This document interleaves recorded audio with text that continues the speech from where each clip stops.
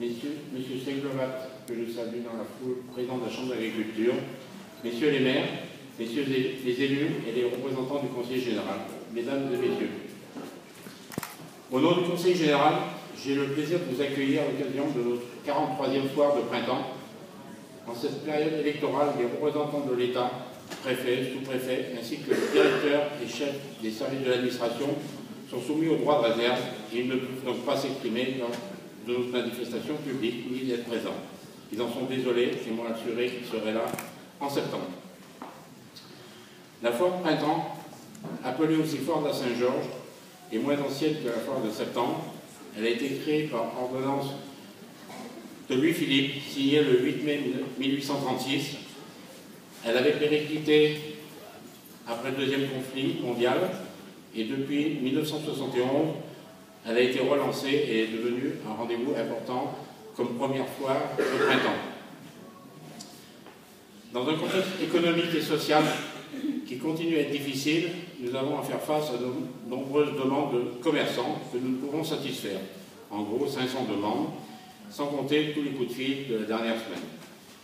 Nous avons aussi pu constater les difficultés auxquelles est confronté le monde agricole. Nous avons eu un petit échantillonnage ce matin sur le stand de la DSA. Nous vivons dans une région, la région Rhône-Alpes, où la diversité agricole est grande, céréales, élevage, plaine, montagne, volaille, que nous avons visité ce matin, secteur très actif, exploitation du bois aussi. Orientée sur des grandes filières, l'agriculture iséroise est, comme partout en France, soumise à la mondialisation et à l'économie, et à la pression exercée par une concurrence de plus en plus vive qui bouleverse le monde agricole. Monsieur Nuzzi, vice-président du Conseil général en charge de l'agriculture, ici présent, nous expliquera plus en détail les enjeux et les moyens mis en œuvre pour y faire face. Mais la foire de printemps n'est pas seulement une foire agricole, elle est aussi un immense marché où se côtoient des commerçants de tous les domaines, celui des loisirs, des vêtements, de l'outillage, sans oublier le secteur de la fête foraine, avec ses nombreuses attractions pour petits et grands. Je tiens aujourd'hui à adresser mes plus vifs remerciements à tous les services qui nous apportent leur appui et leur soutien dans la préparation et le bon déroulement de ces 2 jours de foire, et sans lesquels nous ne pourrions pas accueillir les visiteurs dans de bonnes conditions.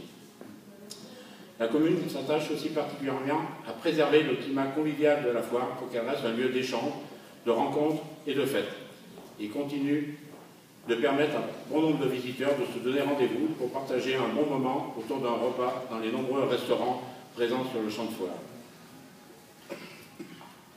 Maintenant, un dernier petit mot pour vous rappeler que demain se déroulera le premier tour de l'élection présidentielle et qu'à Beaucroissant, le bureau de vote se tiendra dans cette salle où nous sommes présents, compte tenu de la foire. Son accès sera certainement plus difficile et je remercie donc par avance la gendarmerie pour l'aide qu'elle nous apportera pour faciliter l'accès au bureau de vote et au parking situé derrière la salle des fêtes. La parole est maintenant